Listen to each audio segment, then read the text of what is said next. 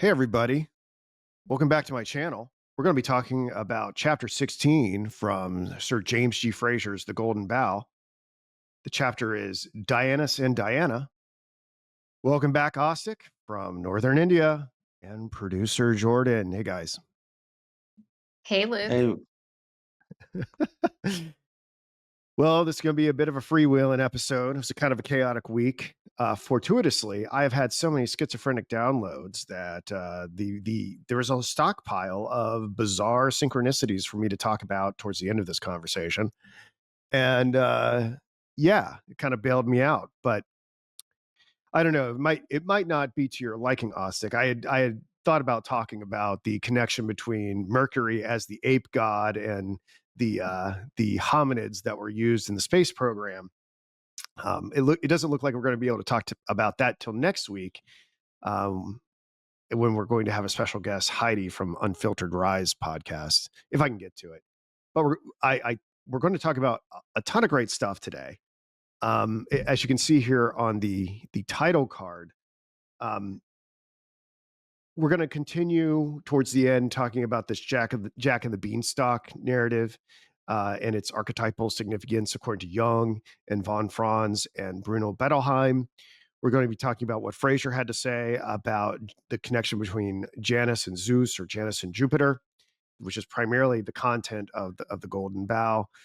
And we're going to look at some. We're going to, what might Mickey Mouse and Apollo, the sun god, have in common? But before we get into any of that, I wanted to know, we talk about this phenomenon where headlines and synchronicities seem to follow us around with our interests. We got into a very big conversation about, um, I believe, the Celtic god Tyrannus and the Wicker Man burning in its connection to worshiping a Zeus-like thunder god in pagan parts of Europe. And we had a whole digression about whether or not the Burning Man effigy was connected to Tyrannus. And as soon as we got off the call last week, wouldn't you know, I'm like, well, geez, what did I miss? What's going on in the world? Burning Man, which I had no idea was even going on. I guess it was starting that day or the next day. Burning Man got profoundly disrupted by a storm. And that's so interesting because, a big part of what we've been talking about is Zeus or Jupiter as a storm god. So the synchronicities just keep coming. he's making his presence known. He does not want to hide. Mm-hmm. Yeah, that's what I thought. Yeah, yeah. What do you think, Jordan? Just the same old, whatever's chit chatting with us is pretty relentless. Yeah, it is. All right. Well, why don't we get into actually, we're not even going to get into the meat of this. I wanted to, before we got going on anything, what I wanted to do was look at some quotes just to kind of frame things, from Carl Jung, specifically about what myth is, because we've been playing around with this idea of the resurgence of myth, and like it's like kind of impossible to eradicate. And this is relevant if this is the first time you've ever watched any of our stuff. Is, Carl Jung got his archetypal theory, or developed it in part in response to Frazer's work. And I'm kind of taking it up and running with it when it comes to analyzing world events, which we'll get into. But if we could progress to the next slide, Jordan, and we could I wanted to show these slides, get your responses, from Ostic and yourself. And I don't know, maybe there's two slides with quotes. So maybe Ostic can read the first slide and Jordan can read the second slide. How about that? Yeah. Ostic, Uh, how would you do some voice acting for us here? Would you read these at a medium pace? Will you read these quotes that we have here? yeah. There is no such thing as a mythless existence because myth is the expression of a soul's life. The Red Book, 2009. Myths are the dreams of the collective soul, guiding us through the chaos of the unconscious. Symbols of transformation. Without myth, man is stranger to himself, cut off from the psyche's roots. Ion. The psyche needs myths to weave meaning, or we are lost in a void of longing. The archetypes and the Yeah. collective unconscious.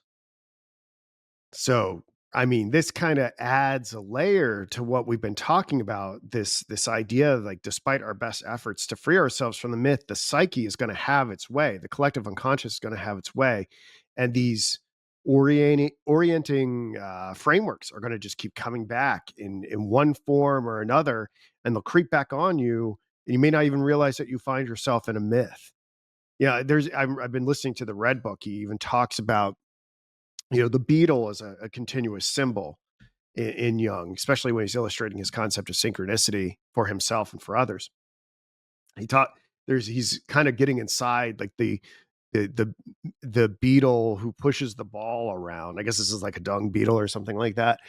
And he's like, even that is kind of he's trying to get inside the mind of the beetle, and there's like a mythology there for the beetle himself. It's not just for humans. Perhaps it's for all beings of some sort, but that's pretty far out there. But yeah, I thought what did you guys think about these quotes? Yeah, they're pretty intense. It's interesting. I think Nietzsche's coming up for me, how we get into, well, what's next when we take away the myth. So I do think Jung's kind of,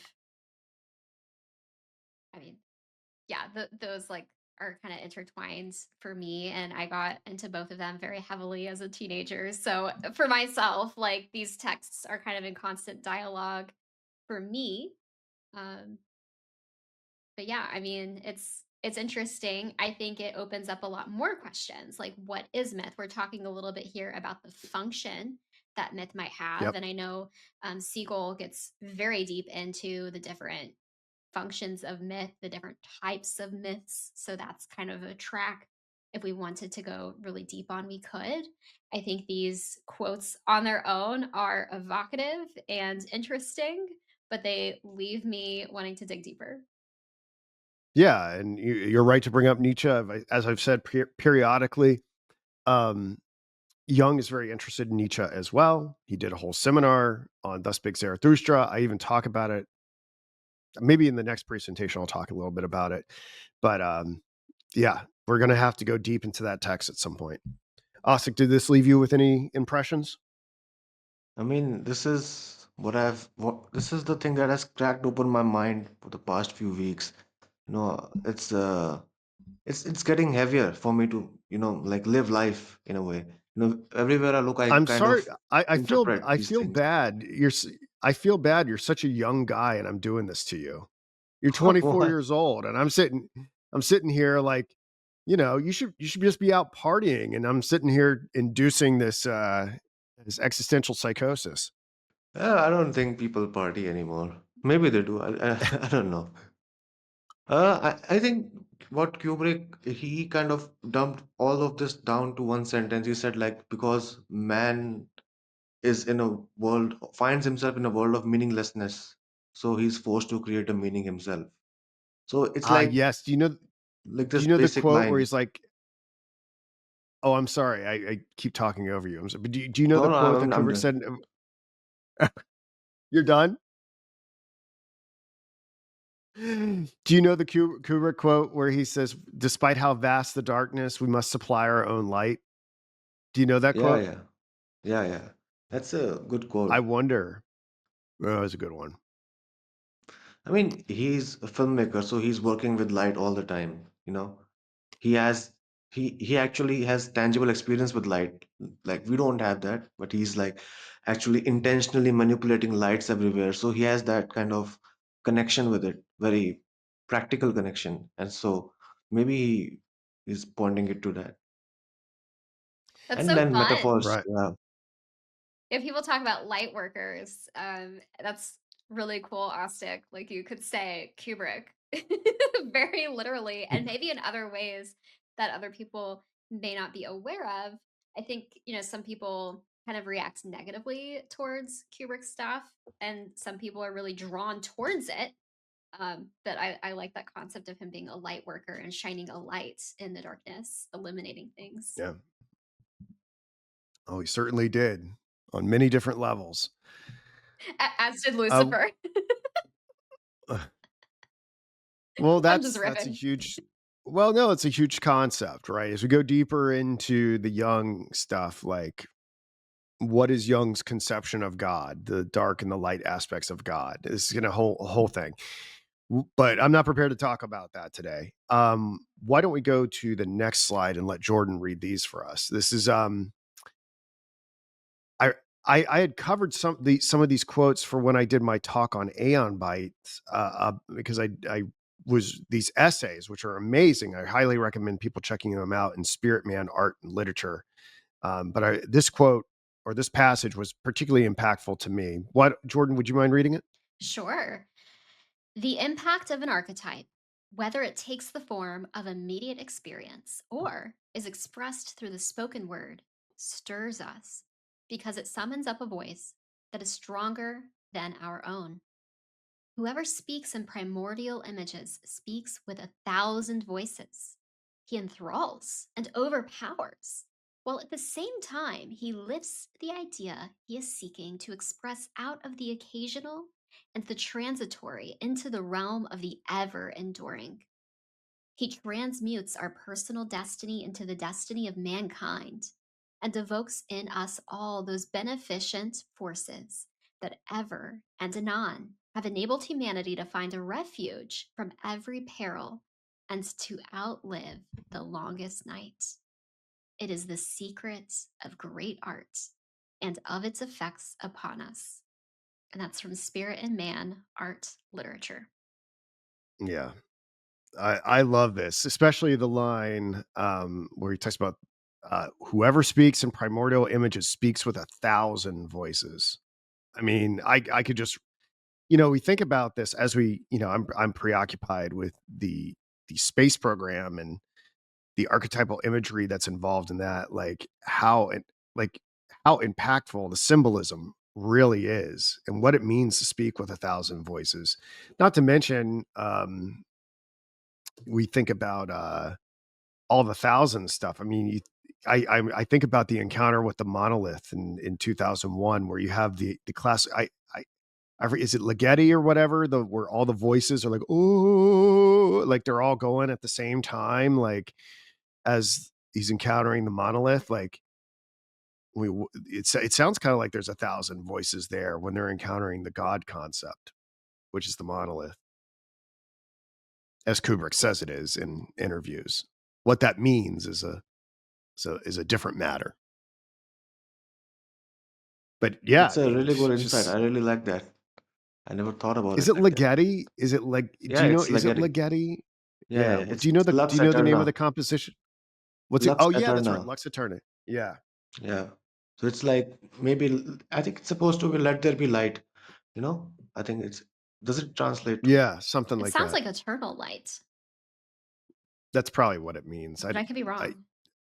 I mean, if someone wants to look it up. Hmm. I mean,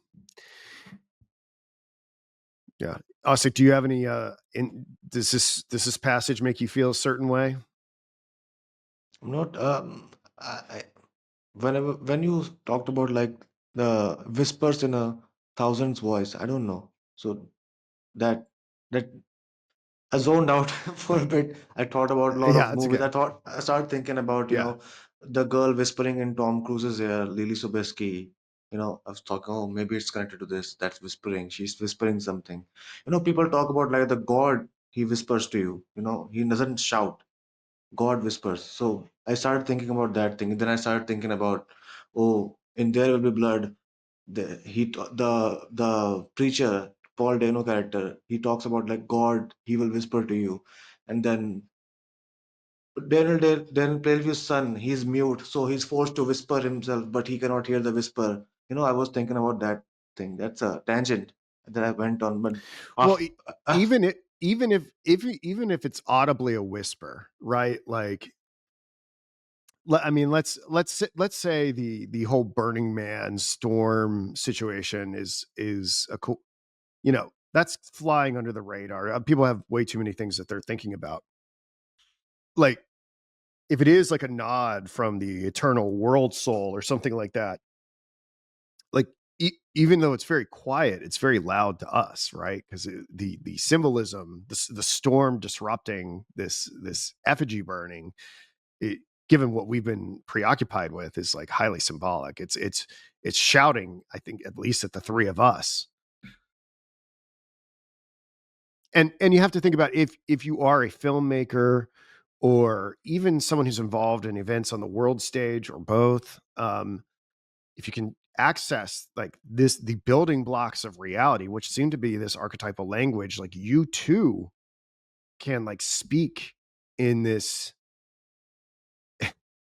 in this type of prose, in this type of poetry, which raises like that raises it, like then we get into conversations about what is magic and what is a spell.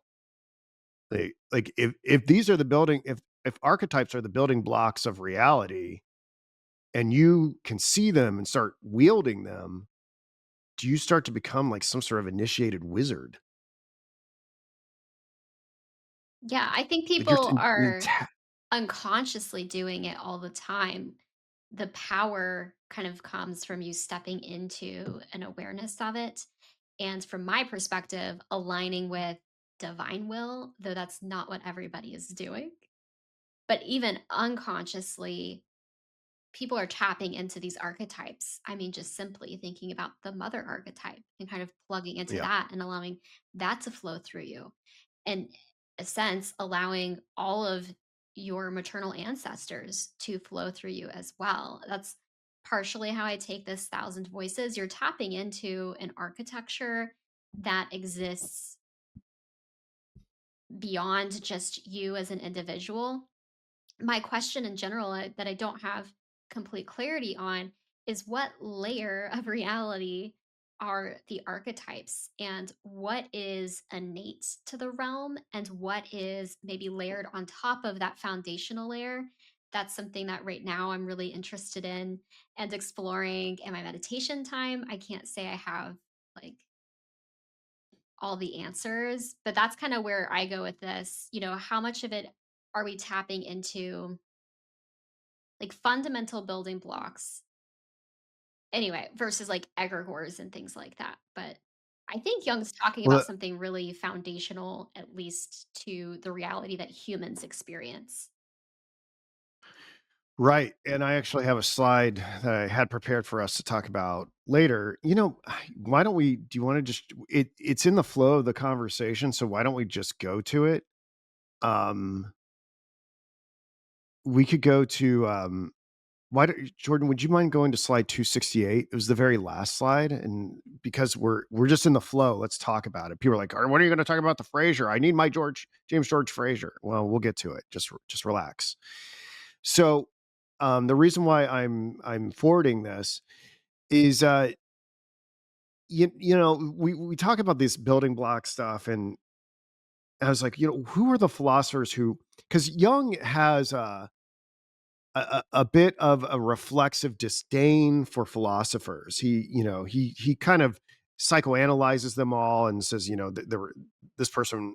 I don't know if he says this exactly, like this person was neurotic and this person was repressed or whatever else, but he's not the only person to kind of treat the world, or as I'm sort of interpreting Jung, although I'm not really sure he would say it like this. It seems, my understanding of reality is that we live in some sort of a collaborative dreamscape, right? And when we see the symbols on the world stage, it's not to surprise us too much, because we're either dreaming it collectively or we're within God's dream or something like that.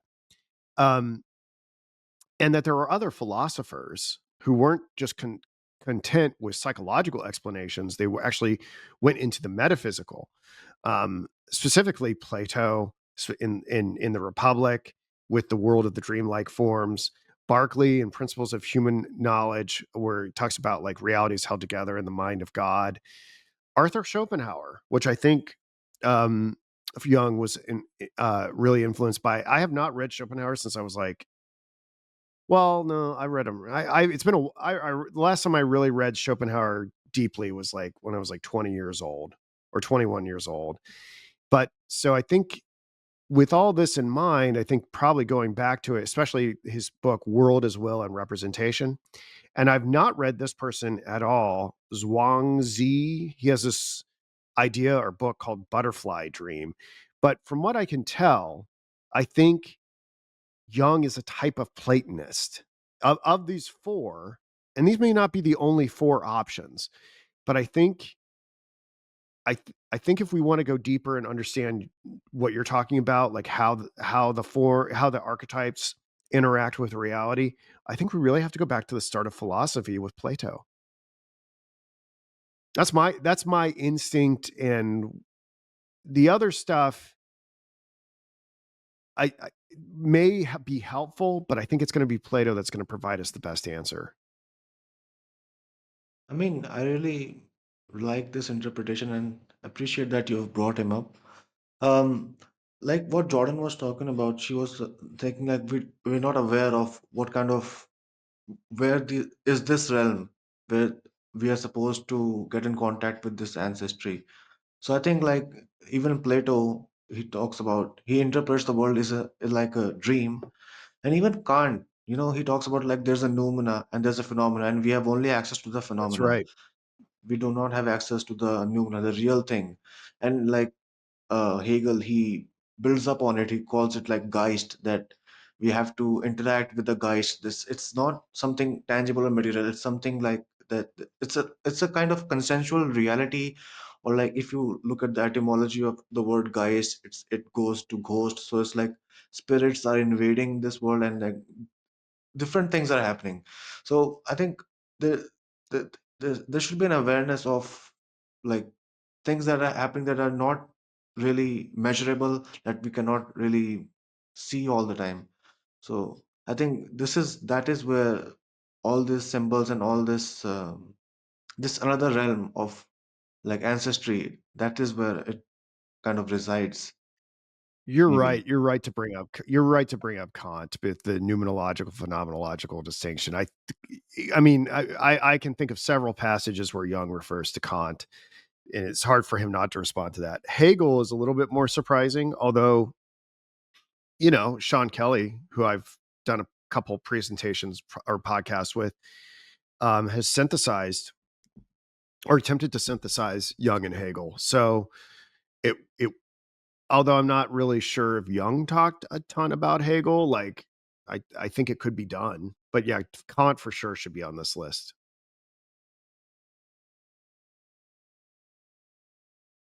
Jordan, do you feel like you're closer to an answer now? You're like, no, it's not in a book, Luke. It's in a spiritual practice. I think for myself, yeah, it's like going beyond reading because I'm familiar, though obviously not an expert on everything you listed here. And the butterfly dream triggers me because I've been having like butterfly experiences in my meditative healing time recently. So I'll have to dig deeper into that. Maybe that's a nugget for me. I had this butterfly dream originally set aside for you, me, and Nikki to talk about in our purgatory series, but no, here we go. Like here's the young and the Frazer is weaving its way into purgatory conversations. Okay, let's go back to the third slide in this set, Jordan. I think that would be 254. This is just some housekeeping stuff. It's the one in the red book. So I I kicked up a bit of a dust storm on Twitter when I was like, you know what, I really should share this slide because there's a lot of controversy over the Jungian fingerprints in Kubrick, and it's so weird. Like there's like people who are interested in Kubrick are not interested in like the esoteric like aspects of his filmmaking. Like they like really want to color inside the lines. They don't want to get outside of them. And it seems pretty obvious given the uh uh totality of references to Young in Kubrick's work, that this particular scene in The Shining where Jack is being interviewed by Ullman for the caretaker job, that it makes it likely that this red book on Ullman's desk is Young's red book. But one objection to that has been the causality or time temporality issue, because the red book wasn't formally published until 2009. And as I there's a I recommend people check out the red book on Audible. I don't know for all of it is it's a great resource, but at least for like the first 2.5 hours, there's a great um, introductory summation and some prefatory remarks by the editor. I forget how to say his name, Sanu Samadashi or something like that. I don't have it in front of me, but he explains the history of the red book and in pop culture. And in 1972, this guy, um, Lorenz Vanderpost, made a Young documentary for the BBC in 1972, and he actually shows people the Red Book and several of the illuminated manuscripts in it.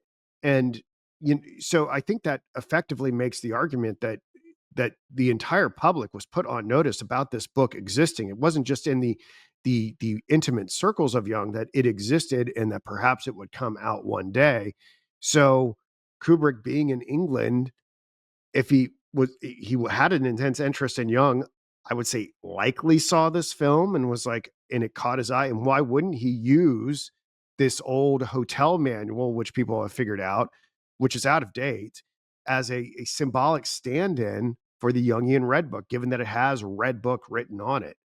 The So I just thought that was interesting. Now, you can make an argument that that you're projecting what you want onto it, and that if he really wanted to make everybody know that he was referring to the red book, he would have had the exact dimensions of whatever was shown in this documentary, and blah blah blah. I don't know. It's featured very prominently on the desk. Is it a slam dunk? I don't think so, but I think it's likely. So I just thought I wanted to introduce that into the conversation, because I don't think people knew that it was featured in this documentary. And so everybody got a chance to see it. Not to mention is referenced in Memory Streams and Reflections. And in the mid 70s, there were a couple exhibits of both the illustrations and some of the passages, um, in I believe two different exhibits, 175 and 177. So, but this would have been the one that people had the most access to. So I just, do what you want with it. I don't know, Ostic, you probably care more about this than most. How do you feel about? Did you know this? Did you know this already? Does it, or now that you do know it, do you find it more compelling that this is a reference to Young's Red Book? Yes, I do. This is because you have to place a book so prominently on a desk, because it cannot, it's taking so much space in the on the screen, and it's kept, like, if you close your eyes and you open your eyes, the first thing you're gonna see is a red book. I don't think you're gonna see anything else, because it's arranged in such a way. So I think he wanted uh, to draw attention to it. And also I think he knew, he might not have known about all the entire contents of the book, but he would have been sharp enough to, like, speculate maybe in the future when it will be released, it would have something great into it. And he would have visited all those exhibitions, he would have seen all those paintings, because Young, he was a very fascinating painter, because the illustrations in the red book, they're very mythical. I mean, have you seen them, the Leviathan and everything? So yeah, I think he would have known, he would have taken his bets, I should say. This is going to be a great book, this is going to be something legendary, so I should, like, include it in my movie, and then some people will Yeah. find out. Because yeah, Nabokov also did that. Nabokov, he explicitly said that I'm creating a time bomb. I think he did this in his memoir or something. He told his publisher that, do not correct the mistakes in my manuscripts, I made them intentionally, because I'm trying to create a time bomb that future people will interpret and then find out what my true intentions were. So I think, Yeah, like, I think Nabokov, that's a great point that you bring up. Like, not enough people talk about this, is that Nabokov really affected uh, Kubrick's use of cryptography. Like for instance, one example that I can think of is isn't the character in Lolita like Vivian Darkbloom is an anagram for Nabokov, right? For Vladimir Nabokov. Like that's just one example of how he did things like that. Yeah, he's such a enigmatic author. I keep thinking about like getting to him, but it's pretty inescapable. Have you read that book, Pale Fire? That's a pretty good book. Yes, I have. I have. It's such I a can't say I can't say I understood it. I've read a couple Nabokov books. But yeah, it's one that I just don't have time to do everything. yeah, yeah, But I understand. I can understand if people were like, "Oh, Young and Kubrick don't interest me so much. I'm a Nabokov scholar." I get it. I get it. There's so much there because of exactly what you're talking about. Yeah, he's very clever. And also, I think he provided a sort of counterpoint to Freud because he was so publicly against psychoanalysis. He said, "Oh, I don't want any Freudian rot in my interpretations of my books. There's nothing there. There's only, and he also like illuminated to the public about a synchronous reading of the book because he said that when you read a book you are trying to follow narrative one at a time, but in a synchronous reading you're aware of everything that happens. You're aware of the future, the past, and how those things are interacting with each other. So that is what actually brought me into analyzing movies this way. That is what, because I started looking into Kubrick films like a Nabokov book. He would say, okay, this point, this may, this will sound pretty crazy, but in Full Metal Jacket, I tried to count the bullets like that guy in the helicopter was shooting. So how many bullets he's shooting, and then I tried to count the number of bullets that hit that guy who was pointing out where the sniper was. I think the same angle. So I was thinking, okay, this guy is shooting that guy from there because the movie it's sort of saying that the people are attacking themselves, the psyche is attacking itself. The place where they get shot from is like it's translated to America, and the Americans are getting shot. So that kind of opened up film interpretation for me. That is why I was able to pick up a lot of things, a lot of symbolisms. I said, oh, maybe like, okay, this is intentional. Like Alice when she opens the mirror and she touches her face like this, and then you sync that with Tom Cruise, like removing his mask, and he has the same hand posture. So I think like you're doing the exact same thing, so they must be connected in some way. And you do this in kind of literature analysis. You think like, oh, this is repetition with slight change. So these things are sort of connected. These things might be connected. So I mean, It's I'm just it's going it's on. w- I'm really it's excited. wonderful. I know what you're saying, and to bring things full circle in a lot of different ways. There's a major reference to Jung in Lolita, the film, where Peter Sellers plays a young he plays like a an analytic psychologist, like he that looks very much like an early Carl Jung. And you mentioned Alice and Eyes Wide Shut. Well, Nabokov, I think one of the first things that Nabokov did was he translated an early version of Alice in Wonderland into Russian, or maybe vice versa, called Anya in Wonderland or something like that, I think. And it just so happens that one of Kubrick's children was named Anya. So I find all that I don't know for certain that Kubrick got the name for his daughter Anya from that, but I wouldn't be surprised. What do you think about all this, Jordan? I mean, maybe not obviously. I'm pretty partial to the argument that these things are intentional motifs throughout the films, but everyone's going to have to decide for themselves. And Ostic, I really appreciate you bringing up this stepping out of temporality, stepping out of a linear analysis so that we can step back and really see the mosaic of all of the different symbols playing out. And reading through, there's an excellent compilation of all the things that Jung said about astrology. And in that, he starts to get into time and synchronicity and how all of that works.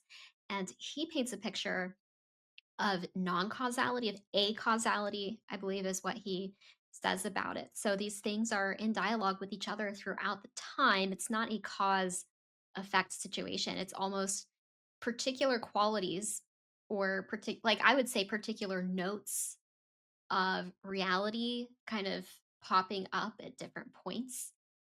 Maybe I can come up with a better way of explaining that, but time is a medium through which these energies express themselves. Mm, I like that. I like that a lot. I don't think they're my ideas. It's my very No, loose no, no. Well, you're armchair directing people to 'em. interpretation of what Young wrote, but it's super interesting. Oh, everything I say here is 100% original. I'm influenced by nobody. Whoa, I knew you were smart, but Yeah, wow. yeah, I'd yeah. like I'm. to add, okay, I'd like No, to go add one ahead. What? thing. Uh, you mentioned that Nabokov, he translated Alice in Wonderland. So what he said about this translation was that he said that I named my character Humbert Humbert because of Mm, like Alice in Wonderland. He talked about that in a documentary I watched on YouTube. It's yeah. about Lolita, and he said that Lewis Carroll was the first, Humbert. He calls him Carol Carol. I don't know. He's very The, re- the, ambivalent re- about the his. the reason why Humbert, he said, my understanding of the reason why Humbert is inspired by Lewis Carroll is because Lewis Carroll had a stammer, and he would kind of repeat himself, and he would be like "Duh, duh, duh, duh," like that. And I believe one of the nicknames for Lewis Carroll was the Dodo because of that stammer, Dodo. And it was a character in Alice in Wonderland, the Dodo. And oh, I believe Lewis Carroll took um I believe there's a story about how Lewis Carroll took the original Alice to go see the dodo that was exhibited in like Oxford or London or something like that. So there's that backstory to it. So Humbert is a reference to the stammer of Lewis Carroll. There you go. There you go. That's my understanding. I mean, I'm not some expert. Yeah, it's a good interpretation. Oof, I'll have to read him. Yeah. I have to read a Yeah. lot. No, see, in this, right? Think about, and you think about Nabokov writes a book about Lolita and he's referencing Lewis Carroll. Like, Nabokov was aware of some dark things long before it came to the general public's attention. So I don't need to go into it here. You can read between the lines, right? I mean, maybe we could discuss it. Maybe he talked about like Shirley Temple. Have you read about it? Like Yeah. in Shirley Temple movies, a lot of things that happened was that she started her adventure after her mother gets killed, so it's like in the movie, and in like the story itself, like Charlotte, she dies in a very bizarre way. She like runs himself, like it's supposed to be like whenever in a Shirley Temple movie, it's supposed to be that her mother dies in some random way, and then she's free to go, free to roam, free to sing around, and like go on her adventures. So he was trying Yep. to reference that. Like she dies in a very stupid way, and now it's like, Yeah. There's a lot going on there. I mean, in with Edgar Allan Poe itself, he talks about, you are an Edgar Allan Poe scholar, I think. You posted about it. You I'm not a into scholar.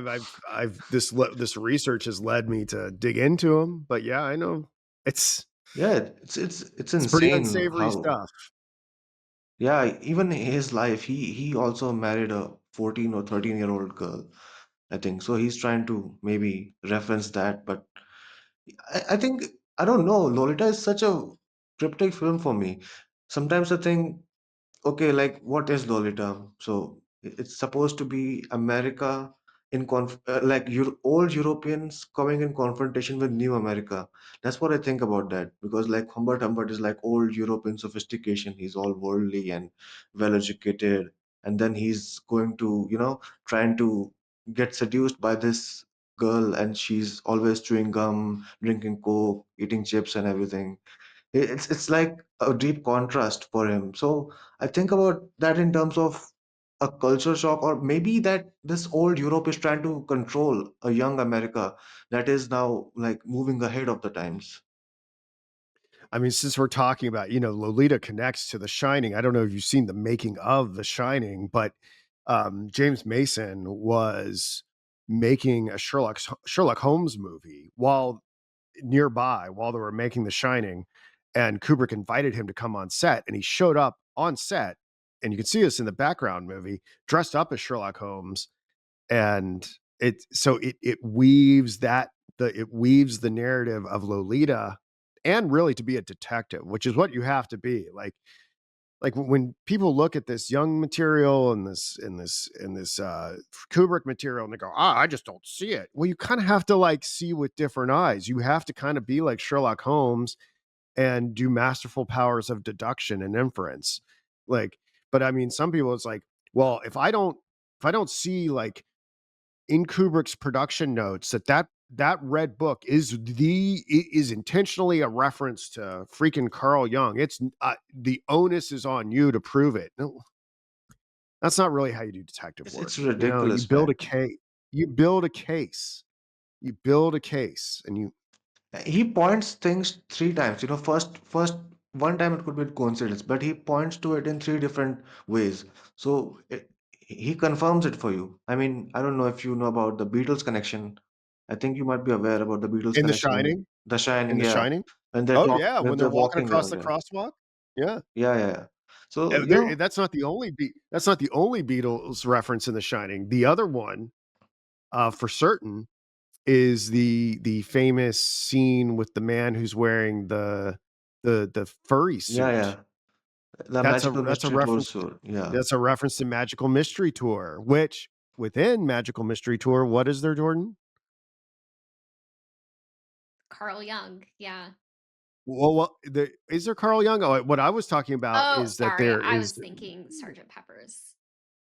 Oh yeah, Sergeant Yeah. Pepper's. There's a reference to Carl Jung, but within Magical Mystery Tour, the movie, there is footage from 2001: A Space Odyssey. That's right. They used the B-roll from Yep, the and for sky.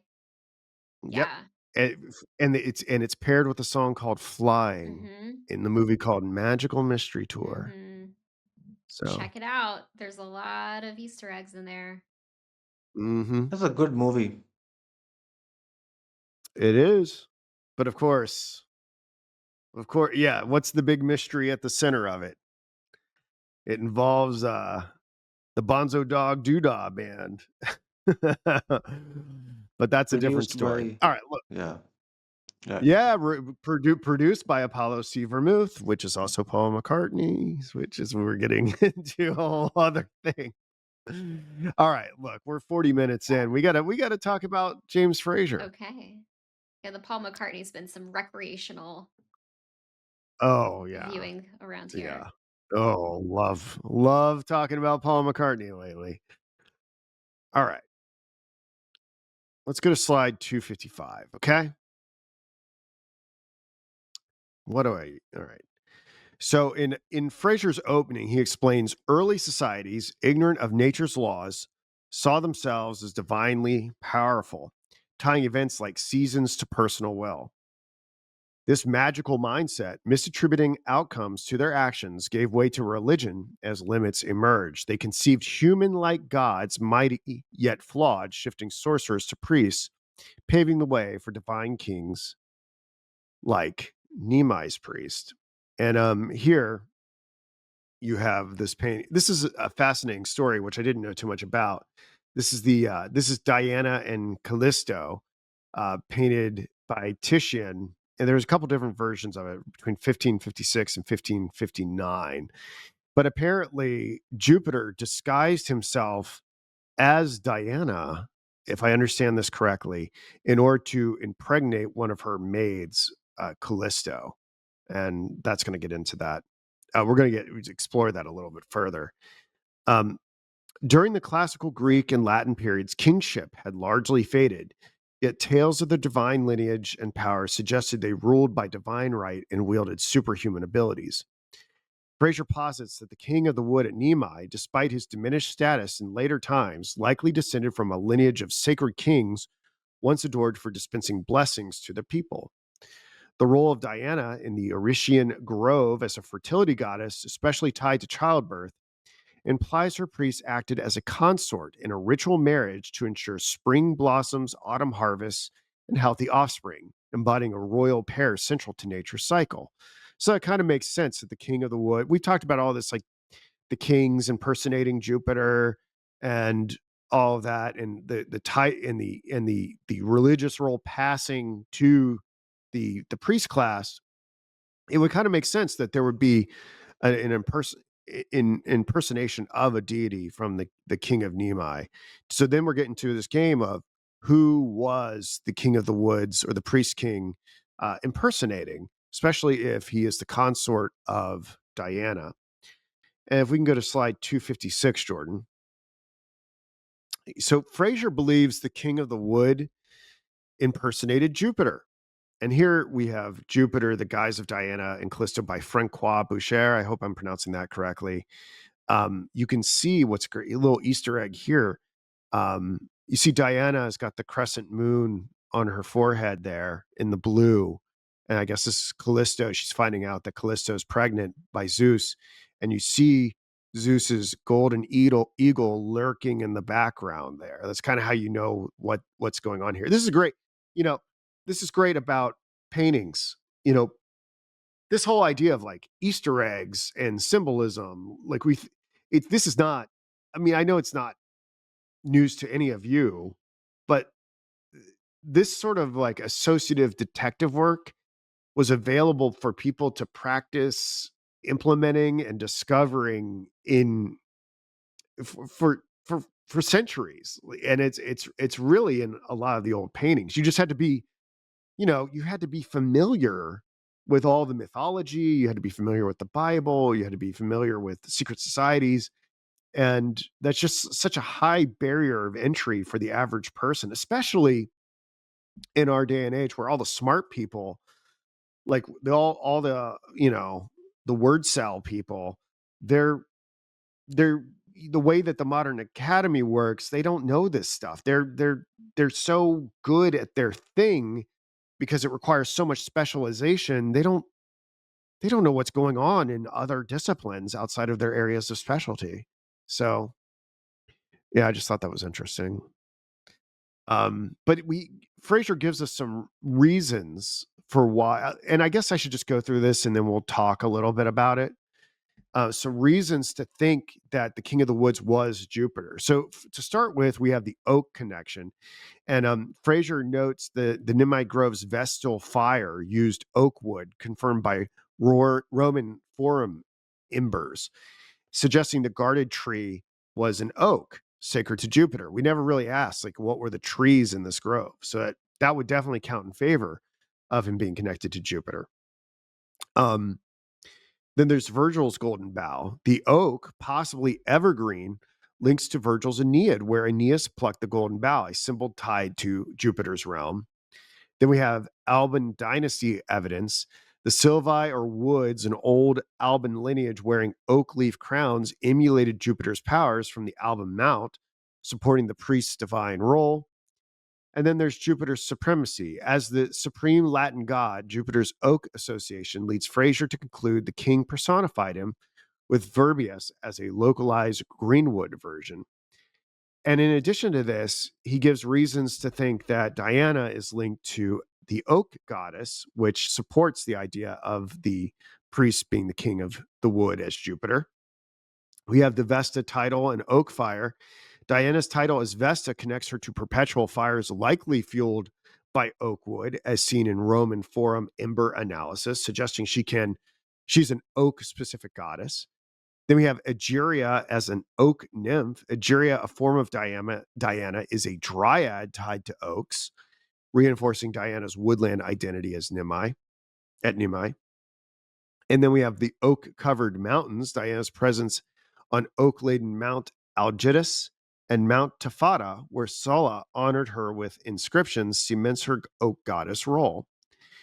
And then we have Numa and Egeria's tryst. The legend of Numa's romantic encounter with Egeria in Nimai's oak grove pairs Diana with the king of the wood as Jupiter, uniting them in a sacred rite. So, I mean, I think, I think these are compelling. I think these are compelling reasons to think that there is something going on there, but we have a lot of work to do still. Um, we have a lot of work to do still. Okay. I'm doing a lot of reading here. Do you want? Let's just pause for a second and see what the peanut gallery has to say. Anything, or just keep going, fam? I mean, it's interesting, it's very compelling, and I think we're going to reach the new that like his real identity is going to be exposed soon. So I'm waiting for that. I'm Yeah, thinking like what do you have to say about him? Because I could not find yeah. a lot of things to say. I mean, I'm just I'm just following Fraser. I've not read widely on this subject. I'm just telling you what he says in this chapter, and I'm open to it. Like I, I it's mean, he talked interesting that about not. doors, doors of perception and everything. So he's the king Yeah, of doors. So that ties into it. yeah, yeah. I'm sure it does tie into it. What were you saying, Ostic? I was I was asking like is there a coordinated like source of knowledge for these painters to like keep on, visiting these motifs? I mean, the, I am not. I'm not some expert. I mean, I know that some of these painters were part of secret societies. You know, I know that some of them believe it was their duty to include ancient mysteries in what they were doing. And then others were just very culturally literate.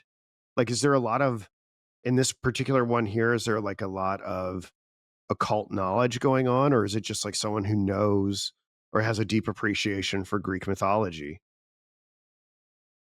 yeah, I think that's it. But it's so beautiful, the way you have to spend so much time with it. So I'm thinking like Yeah. you don't I don't know how people in today's world how they transmit these ideas to each other or or if they even do it.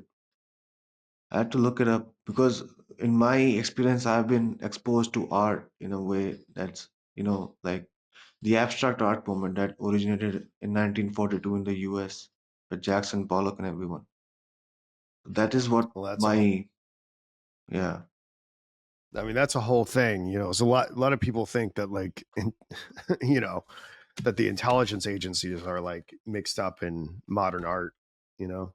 yeah. I think Duh. it In has, most And maybe they've always been mixed up with modern art. I don't know. I think they kind of did it to create a narrative to differentiate themselves from what was happening elsewhere. Like this is where freedom exists and this is where it does not exist. We are free and you are not, that kind of culture war. Yeah. And Dr. Luke All is right. not he's getting bored. No, I'm not bored. I'm just I'm not bored. Trust me, I'm never bored. Um Oh, I, talking it's about been a that long movie let's just Naked. yeah. It's just been it's been a week. Let me just say that. All right, let's go to slide 257. Is that okay, Jordan? Are we there? yeah. Ooh, yeah, got us a nice Woo! nice Reddit meme of the Virgin Jupiter and the Chad Janus. And so you can see where this is going, right? This is that. I mean, Fraser's ultimate, and I said this at the outset. Like Fraser's trying to make the case that you know the people would naturally assume that Dianus or Janus is the natural companion of Diana, and he's going to make the case that it's kind of an etymological um, uh, puzzle that really connects Janus to Jupiter. But there is this antagonism between Jupiter and Janus that is illustrated here in this meme, right? And let's see what Frazer has to say about this. So,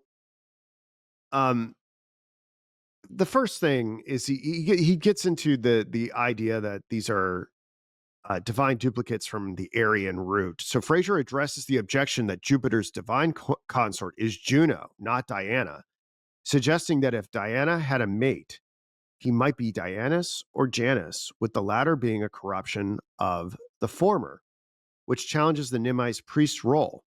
He counters this by proposing that Jupiter and Juno, alongside Dianus and Diana, or Janus and Jana, are essentially duplicates, sharing identical names and functions derived from the Aryan root di, meaning bright, akin to the Greek Zeus and Dione. Shared goddess roles. Juno and Diana, both goddesses of fecundity and childbirth, later associated with the moon, indicate parallel roles, suggesting Diana could pair with Jupiter as Juno does with Janus. Then there's Janus's sky god links. Varro's view of Janus as a sky god, reinforced by his etymological tie to Jupiter and marital links to Juno and Juturna, aligns Janus with Jupiter, implying the priest's Jupiter-like role. Then there are the shared titles and offerings. Janus's Junonian epithet and title as father, shared with Jupiter, plus a pagan offering to Jupiter Dianus, hint at a blended Jupiter Janus identity, tying the priest to Jupiter. I looked this up. There's all these different epithets for Jupiter, and I don't know a lot of the history, but it's Jupiter Dianus. I felt like that was a pretty strong piece of evidence for what Frazer is saying. Although it goes against what everybody believes. People see these to be two distinct gods. And then the Oakwood connection. Oakwoods on the Janiculum Hill suggest a historical kingly reign tied to oak worship, supporting the priests as Jupiter, the oak god, united with Diana in Nimi's Grove. So Frazer proposes that Janus and Jupiter, along with Diana and Juno, are duplicated deities from merged tribes, challenging the view of Janus as merely a door god given his status as a fatherly sky god. He argues Janua, or door, likely derives from Janus, not vice versa, citing the lack of a similar term in Sanskrit, Greek thura, or English door, suggesting Janus symbols guarded homes leading to Janua forests, Janus guarded door becoming Janua. Frazer ties Janus to Jupiter's protective role, supporting the Nemesis priest's divine identity. So that's pretty cool. I mean, I'm open to it. I mean, what do you think? I mean, do you find this persuasive, Ostic? Yeah, I mean, I do. It fits into that motif of like entering and exiting a place of sacred praise. So I think that kind of god, Janus, him representing a sort of a gatekeeper of a portal, that kind of fits. And he also has this role of protecting the grove because, and later he discusses that like this Janus figure, he was carved into every door of a temple in Rome. So he was supposed to be watchful of who's coming in, and then watching what's happening inside, and then like punishing the people who transgress it. So I think it kind of fits in a good symbol, like even in practical sense, and even like just the way he interacts. So it's maybe he would have started out as a door god, and then people would have associated like Jupiterian myths with him, and then he was elevated to that status. That could happen. Maybe. One of the things I thought was interesting when looking into Janus as a sky god, part of the sky god thing goes that he like guarded the gate of heaven, which I did not know in some renditions of this mythology. So that's like part of him being a sky god is it's like, and then we get in this whole idea of like the pearly gates and where did that idea come from? And I thought that was pretty interesting. I Me mean, I too. like this. I like this two-headed god. I'm born in January, so I think it's kind of cool. Yeah.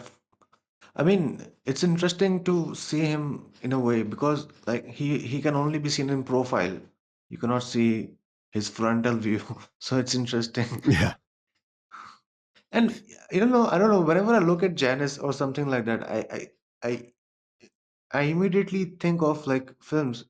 I mean, in Kubrick movies, okay, There's I'm Janet sorry. I'm Films. bringing Yeah. bringing him Yeah. up again. There's so many That's profile okay. shots.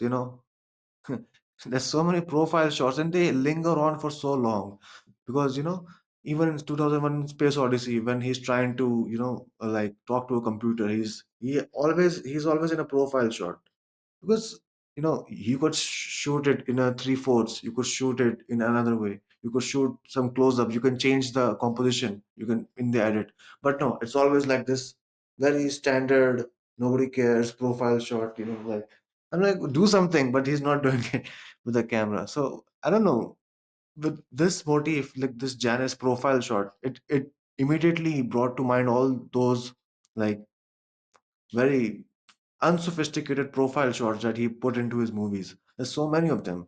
It's like it's insane. Maybe he's trying to use classical cinematic techniques from the 40s and 30s because they use that. But it's not very fashionable to use so many profile shots and like medium profile shots. So yeah, it's very unfashionable the way he films. Good. Good. That's how you innovate. Okay. We have one last slide here. And this is something that I thought was interesting. Fraser brings up that this two-headed god figure appears in African culture as well. Not that I'm some expert in it here, but I've superimposed an idol from the Congo onto Diana's mirror, the painting, or the Golden Bough painting. And I've got 2 paragraphs to read here, and then I'll get some feedback from you guys. Fraser proposes that Janus's double-headed depiction stems from his role as a protective doorway guardian, watching both directions to thwart spiritual threats. Rejecting Ovid's convoluted origin story in Fasti, where Janus claims to be a two-faced god born from chaos. Instead, Fraser points to Suriname idols carved with dual faces under village gateways by Afro-Surinamese communities descended from Congo and other African groups, using white rags and logs to repel evil, mirroring Janus's Roman function with a stick and key. This parallel supports a practical protective purpose for the double-headed design, addressing the lack of direct contact between ancient Greece, Rome, and the Congo. Fraser's theory relies on cultural convergence. Similar needs to guard sacred entrances against spiritual foes led to comparable rituals across unrelated cultures. The Congo's spiritual traditions, brought to Suriname via the slave trade, independently developed dual faced protective figures, aligning with Janus's role and reinforcing Fraser's view that the Nemi priest, potentially embodying Janus or Jupiter, served as a vigilant guardian in the sacred grove, dismissing less convincing interpretations. Fraser suggests that the priest of Nemi, as Diana's mate, likely originally represented Dianus or Janus rather than Jupiter, though the distinction between these deities was superficial, rooted more in names than in their core function as sky, thunder, and oak gods. This supports the idea that the priest resided in an oak grove, aligning with his title of King of the Wood, where his life was symbolically tied to a sacred tree that an assailant had to pluck to challenge him. As an oak god, he would unite with the oak goddess, whether called Egeria or Diana, in a ritual deemed essential for ensuring the fertility of the earth, the fecundity of humans, and the prosperity of animals. Additionally, as a sky and thunder god, akin to Jupiter, the priest was expected to influence weather patterns, bringing rain and thunder to sustain crops and pastures, a role that elevated his status among the people. The importance of this sanctuary is evidenced by archaeological remains and classical texts, indicating it was a major shrine in Italy, revered by the Latin League tribes and later by pilgrims across the Latian plain who saw the Alban Mountain as a spiritual beacon, preserving an ancient Aryan oak worship despite Rome's rise. Something I was thinking about as I was reading that and this completes the Frazer for today. Um, the came what came to mind is a symbol that we see throughout um, secret societies and also several different nation states is the double-headed eagle. I think it's specifically in I think it's a part of the symbology of Russia. And I wonder, the eagle being Jupiter's bird and it being double-headed, if somehow that would confirm Frazer's idea. I don't know where this symbol comes from. Uh, I think it's involved in masonry and Templar stuff. I'm not sure, but I wonder if that would further substantiate what Fraser is saying. If you have a double-headed bird, you're essentially having a double-headed Jupiter, which could be also taken as Janus. Yeah, I think it's a very compelling interpretation. I think it's a yeah. I don't know what else to say. This this seems so rampant in a way. So I'm not sure. So to like associate it, like you mentioned secret societies. So maybe they're trying to coordinate with each other by using these symbols with each, you know, because they need some way to coordinate with each other. That could be a way that yeah, we are under this dominion, maybe. Yeah, I mean, cool. Go for it. You know, I mean, as long as I can just keep reading books and talking with my friends about stuff online, that's all I really care about. This I there's too much dead air. We could move Yeah, on to your yeah. favorite Well, topic. yeah, Jack and the Beanstalk, which I was trying to coordinate a reading of, but it did not happen this week, even though it's very short. But why don't we move on to that? Oh, actually, no, no, no. I want to talk about Trump, Jupiter, and Juno. If we can go to slide 259. For those who've been following along, I've been like trying to build this case that there's like Trump is like potentially possessed by a Jupiterian archetype, but I haven't really like looked into the other side of it. Like, I get in all this talk about whose consort is whose, and is it, you know, is Janus with Diana, is Jupiter with Juno? Assuming so I kind of looked into like Zeus and Juno's symbolism. And one thing that kind of jumped out at me is that Hera and Juno are associated. Well, they're they're they're the queen of the gods, the protector of marriage, and guardian of women. And in Ovid's Juno, uh, she tran she transforms the hundred-eyed giant Argus, her loyal watchman, into a peacock after his death by Mercury. The peacock's tail, with its eye-like spots, embodies Argus's vigilance, reflecting Juno's watchful protection over marriage. Hence why she's like always like catching um, Jupiter in affairs, right, and taking revenge on his his his girlfriends or whatever. So the peacock is a symbol of Juno or Hera, which I did not know, and you see that here in this painting on the left with Juno being associated with the peacock.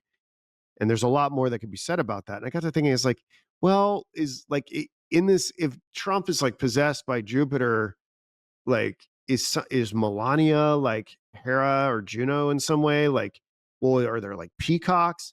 I was like, well, and we talked last time about all the symbolism with the way that Melania dresses and she communicates with her fashion choices. We talked about this jacket, the "I really don't care, do you" jacket, and I was like, there's something kind of peacocky about the messaging and her fashion. But then we get into this question: is like, is that truly an archetypal manifestation, or is that poetic license that I'm taking? And I don't know. I tend that's probably more like poetic license, but something that cannot be denied is the association of Trump with the peacock.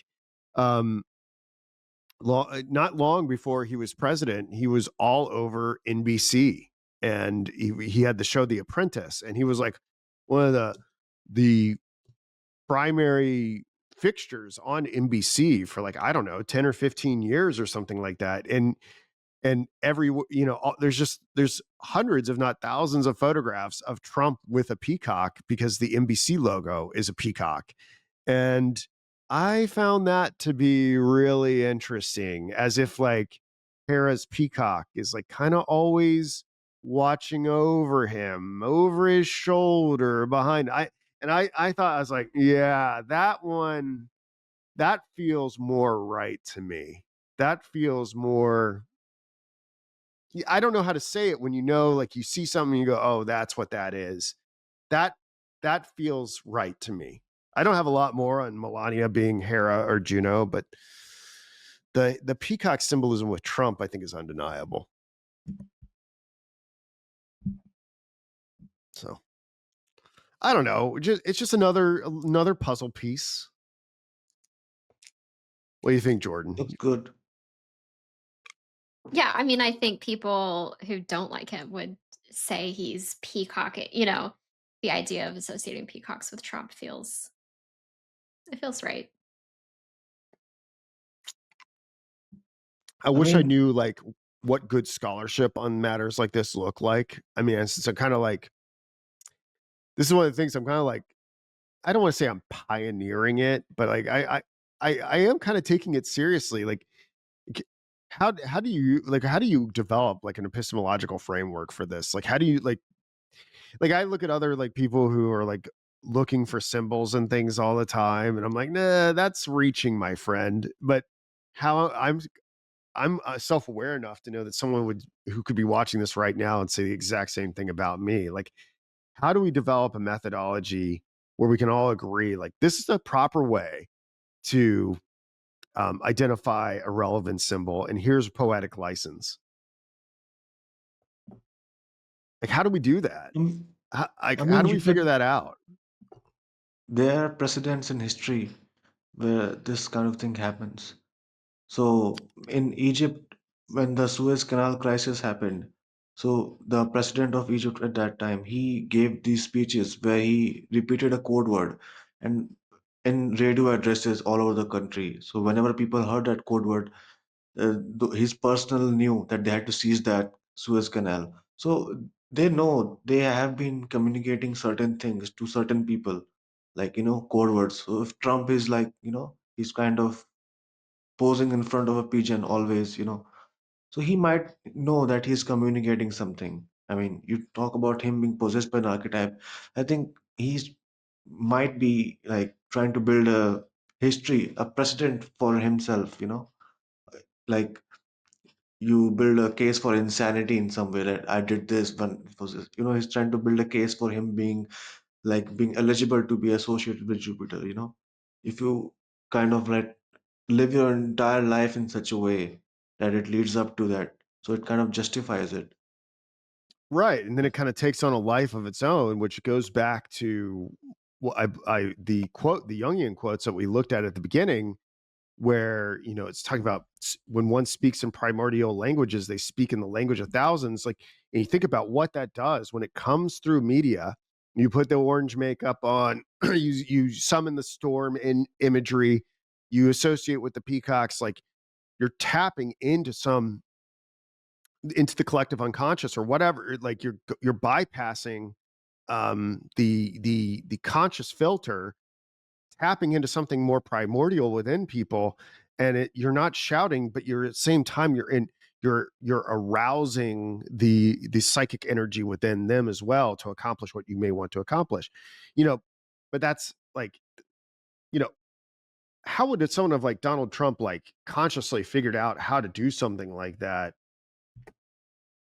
He has 40 so much years ago? I money. mean, he was building, I mean, he was like, I mean, did he like call up Norman Vincent Peale and be like, "Hey, like, how do we like hack the psyche of humanity? Oh, we're gonna like project Jupiterian images from myself, and this is gonna just make things easy." I just have trouble believing that Trump is doing He's this? Like not as busy as you think he is. no, I don't He's a know. real estate developer. No, no, no. I don't know. He in Maybe his I younger just years he might be associating with certain people. He might be associating with tarot card readers who would have told him these things. He might be associating with other people who are powerful, like they're talking about these things. They talk about these things. They're not. They have a lot of time. They don't do the work. Other people do the work for them. So all day they're talking about these things, talking about their plans about the future, what they'll do with the money, where they'll invest, why they'll invest, what kind of party they'll throw he's mingling in these top circles. You kind of take it for granted, but he has been in the top echelon of society, like intermingling with all these like rich people for so long. He would have picked up on all of this, and he's so successful himself. So he's very self-aware. Like he does not show it, but I think he yeah, knows things. I'm not trying to say that he's not an intelligent person. I think his intelligence is oftentimes besmirched, and he's more intelligent than people give him credit for. But I don't know. Maybe he had time to like figure out the mysteries of the universe while he was running an empire. Maybe I I devote all my life to figuring out the mysteries of the universe, and I don't feel like I know anything. I mean, he does not need to know things. He needs to do things, and then That's other true. people would try to know things from them. He does not need to be very spot on. He could just simply, like this symbolism that you've pointed out, is simply standing in front of the peacock. It's happening on its own. Like these symbols, the blanket is so large that it can encompass a lot of things.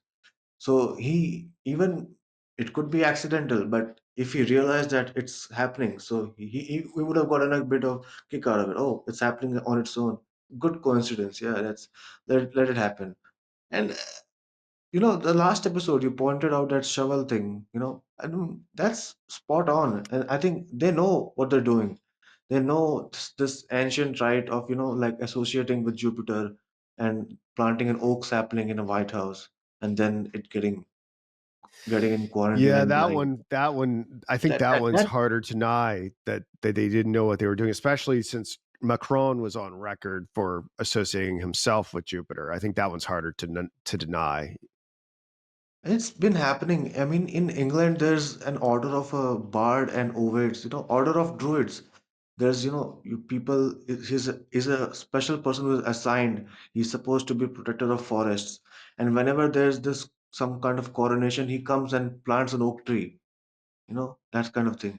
This is happening in England as well. So Mm. these top ceremonies, maybe these are like exclusive ceremonies for these people, like their own private religion, and then they're trying to follow along with it.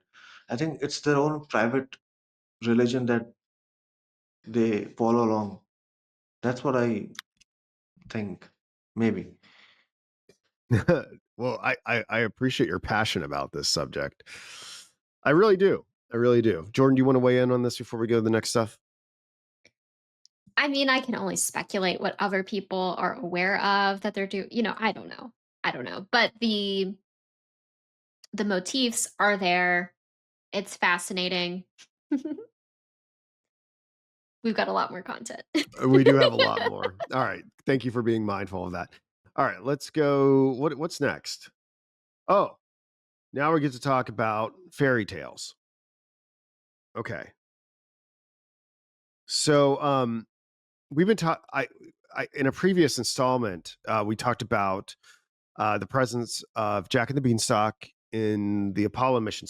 And this was all triggered by the mice that were part of Apollo 17, Fee Fi Fo Fum Fooey. There were 5 of them, and they were part of the mission that was, I believe, captained by Harrison Jack Schmidt. So we have the giants, cannibalistic expression married with a Jack figure, and there's the beanstalk imagery, right? Like the plume of smoke that happens when the rocket takes off. What one could talk about this as being the beanstalk that one climbs in order to ascend into the giants realm, which is the moon. And perhaps you could even say the moon, if interpreted through a certain sort of Jungian esoteric way, the Jung is the moon is the collective unconscious, the great mother or the devouring mother, and that this is this that the that this might be the giant itself in some way. So then when um, Jack is bringing back, he's not bringing back gold or a hen that lays golden eggs or a singing harp, but he's bringing back like moon rocks or whatever else, right? So it does seem to match pretty well with the Jack and the Beanstalk story. So it's like, okay, what is going? And there are other instances, like there's the astronaut Alan Bean, which seems to be kind of, he's on Apollo 12, which seems to be a reference to the magical beans that Jack traded for. I'm going to get into what he traded for those magical beans in a little while. Um, so what I wanted to do here is talk about Mr. Bruno Bettelheim. And fairy tales play a pretty major role in The Shining and elsewhere in Kubrick. And so I was like, okay, well, maybe we need to look at Bruno Bettelheim. And in this article, Kubrick films The Shining in secrecy in English studio by who is this? I can't read it. Algene Harmetz. Hopefully Jordan has the right slide up there. She does. He says this in an interview. I have the image here of Halloran leading Wendy and Danny around the kitchen, talking about and Wendy says you need breadcrumbs to find your way home or whatever. But Diane Johnson said in this New York Times article, we read Freud a lot in his essay on the uncanny, which I've talked about elsewhere. Freud says specific things about why eyes are scary and why inanimate objects like puppets are scary in their animate shapes. We talked about the role of memory and wish in making you afraid, and we read Bruno Bettelheim's book about fairy tales, the uses of enchantment. Now, the thing is, I mean, The Shining wasn't made until the late 70s and didn't come out in 80s. So I looked into the Bettelheim book. The Bettelheim book doesn't come out till 75, and Apollo 17 wrapped in 1972, and there isn't much of a breadcrumb trail leading Bruno Bettelheim's thought into the late 60s that could have been accessed and planted into the Apollo missions if you so choose to believe that narrative. Although Marie von Franz from Jung's lead wrote on fairy tales, and she did this. She gave a series of lectures throughout the 50s and 60s. And what Bettelheim and von Franz have in common is they both talked about this Hansel and Gretel um, fairy tale, and Bettelheim reads Hansel and Gretel as a psychoanalytical tale of kids facing abandonment fears, with the gingerbread house symbolizing gluttony and the witch as their childish urges. Whereas in the interpretation of fairy tales, von Franz sees Hansel and Gretel through a Jungian lens, with the forest as the unconscious and the witch as the shadow side of the great mother archetype. Um, I I think it raises the questions like, would Kubrick have had access to the fairy tale stuff and perhaps a Jungian take on Jack and the Beanstalk to perhaps, if you choose to believe, and I'm not necessarily sure that that's the case in this particular scenario about why the Jack and the Beanstalk narrative seems to be in these Apollo missions. If Kubrick was really paying attention, perhaps he could have applied what she said in interpretation of fairy tales to the Jack and the Beanstalk thing because it's so obvious. And then, Jordan, if we can go to the next slide, 261, I did find this. Thank you very much. In 2021, this came out, volume 2 of the collected works of Marie-Louise von Franz, Archetypal Symbols and Fairy Tales, The Hero's Journey. She does, in fact, talk about Jack and the Beanstalk. And this came out from Chiron Publications. And it's all based on lectures she gave at the C.G. Jung Institute in Zurich between the 1950s and 1980s. So I think I think if we want to understand why this Jack and the Beanstalk narrative seems to be in the Apollo missions, I think this would be one of the first places that I would look. And I am not, I'm trying to get away from the conspiracy takes on this. I think it's possible that the fairy tales, and I think Jung says this, I think von Franz says this, and I think Bettelheim says this.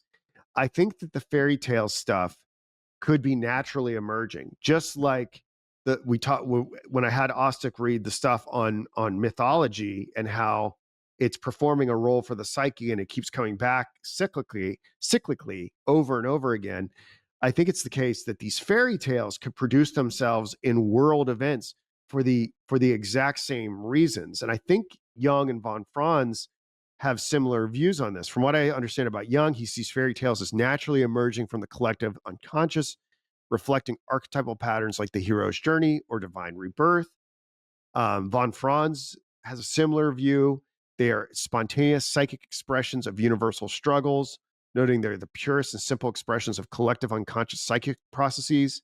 And even Bettelheim argues that fairy tales naturally emerge to help integrate the unconscious with conscious life, serving as psychological tools to process inner conflicts and promote growth.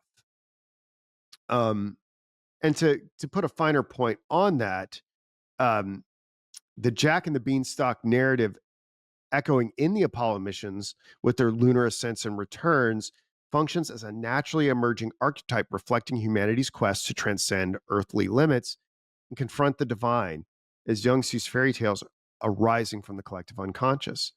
And von Franz would say it codifies the psyche's drive for transformation through risk taking.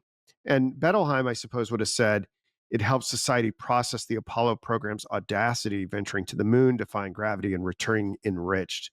So that's and if Jordan, if we can go to slide 262, and then I'm going to pause for a second, just this little matrix of Jack and the Beanstalk clues that I picked up on. We have a giant in the mix. I totally overlooked this. Neil Armstrong's. We have a giant. We have the giants. We have the giant leap. I totally forgot about this. One small step for man, one giant leap for mankind. So we have Alan the Magic Bean. We have Harrison Jack Schmidt with the Fee Fi Fo Fum Fooey mice. There's more. There's more. The moon rocks as the gold that's captured. The moon as the collective unconscious in the giant's realm.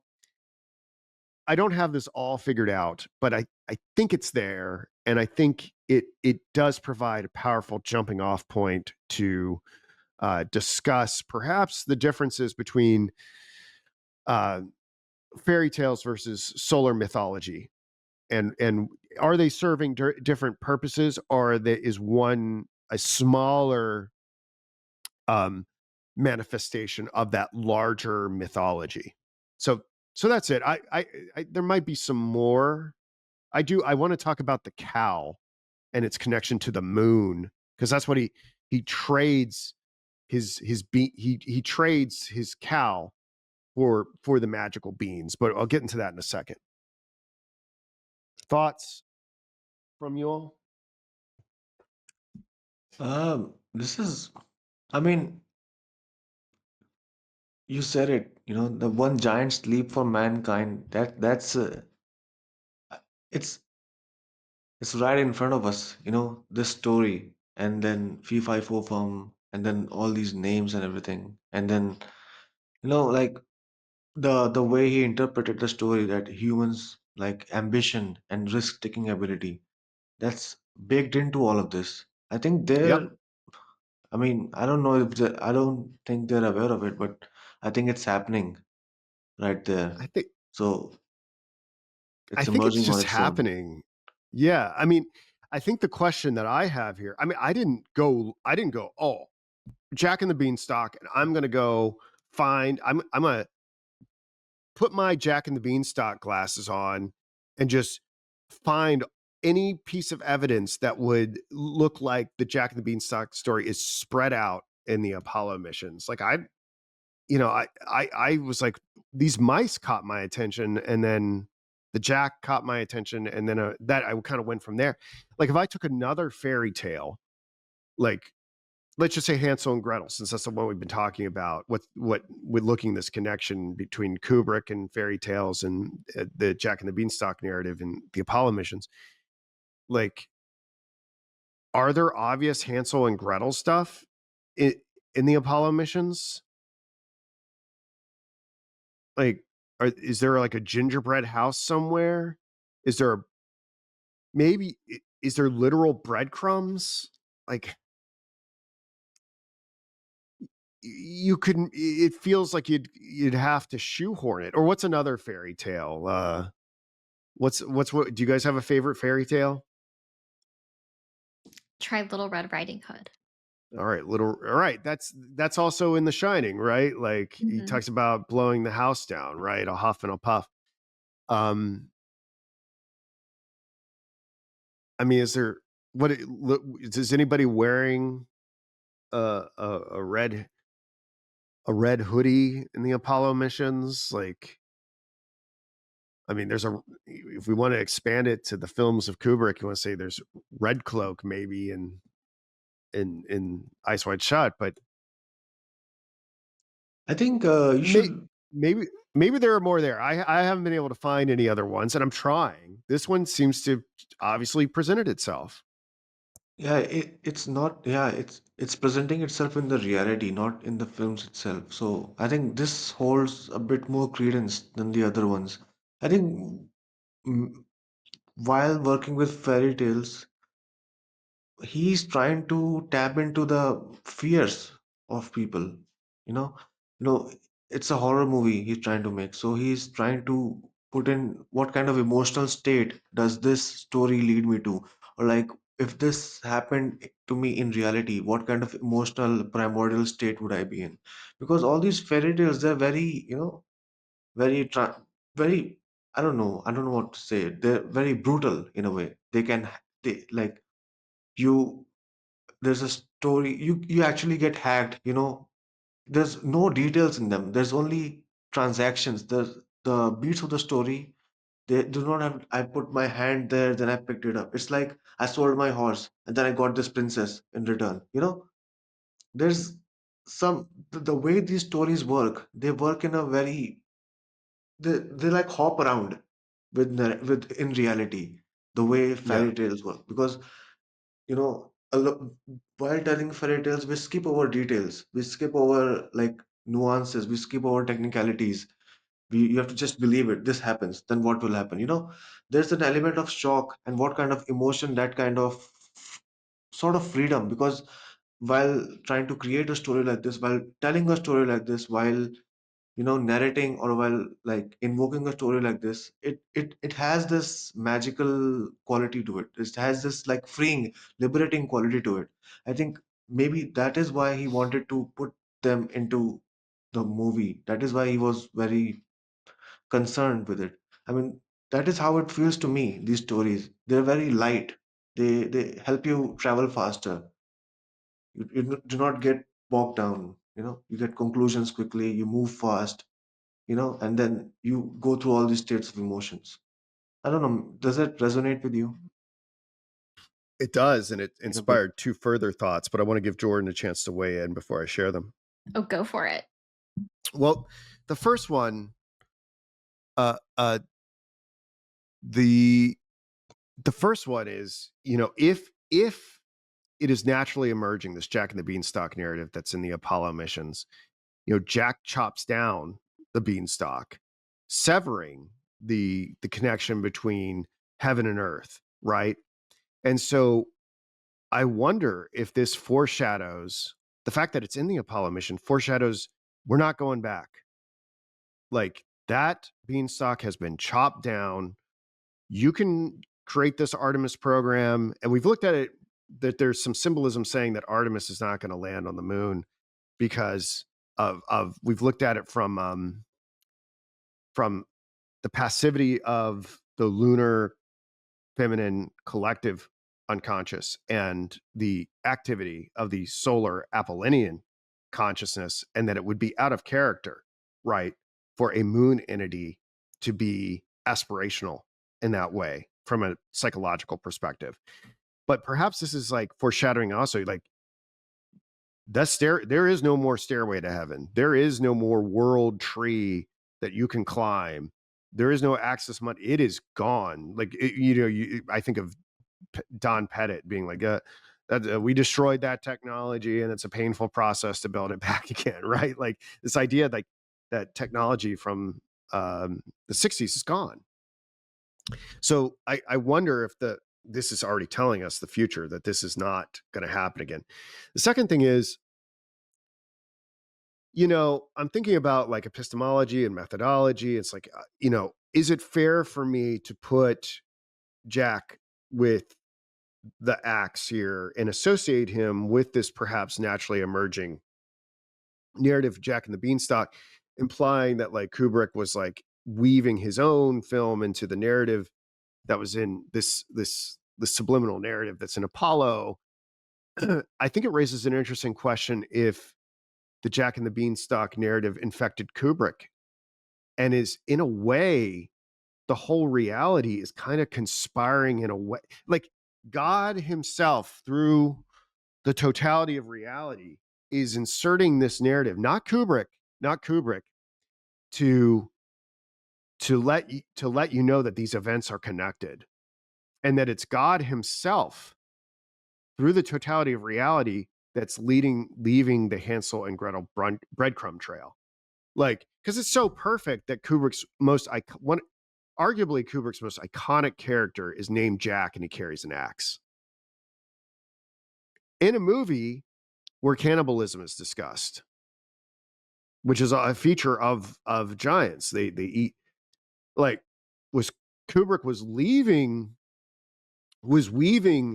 fairy tales into The Shining, but he himself is caught up in a fairy tale narrative that he may not even understand. And what we're doing right here, rather than some sort of schizophrenic projection, we're actually unearthing something that God has perhaps arranged.